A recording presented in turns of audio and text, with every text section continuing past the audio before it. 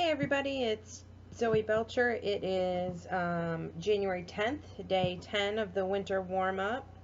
I appreciate your patience while I missed Friday and Saturday. We're doing family time this weekend.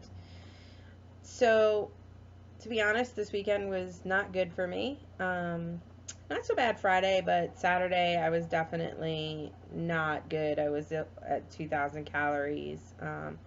Stepwise, I was at, what did I say I was? Sorry, I don't have my book sitting right in front of me. Shame on me. Today, I'm at 3,430 steps so far. Yesterday, I was at 4,947 steps. This morning, I was at 203, and a lot of that is because I had Chinese food this weekend and salty food, so I'm definitely up from eating stuff I shouldn't be eating. So tomorrow it's back on the regimen. Today I didn't do too bad food wise. I'm under my 440. I'm at 1440. I'm at 1422, so that's not bad. And I'm just today was kind of a crazy day. Our kind of struggle is that we lost power for a good portion of the day, so trying to keep the kids occupied while not having electronics was interesting. The little guy wasn't so bad. The older one, that's a different story. So success, I managed to stay under my calories after having a bad weekend. And I managed to get a bunch of water in. I was happy with my water intake. So what I wanted to discuss tonight was activities. So I was talking to somebody late last week, and she said, well, what constitutes an activity? And really, activities are almost kind of personalized. For you, if you run 12 miles a day, then for you to jog a quarter of a mile, a half a mile, that's not really a good call of an activity. For me to jog from the down the driveway to get the mail and back, that is because I don't run and my knees don't do well with running.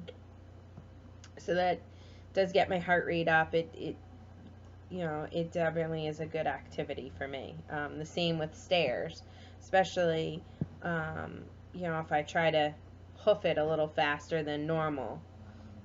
If I'm just carrying Silas up and down the stairs, I don't necessarily call that an activity for me, because it's an activity I do half a dozen times a day. So I'm trying to look for things that are getting my heart rate up but are outside of what I normally do.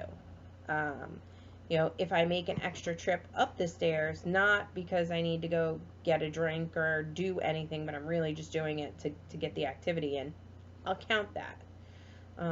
The same thing with if I'm standing at the sink and I start doing calf raises, that's an activity for me.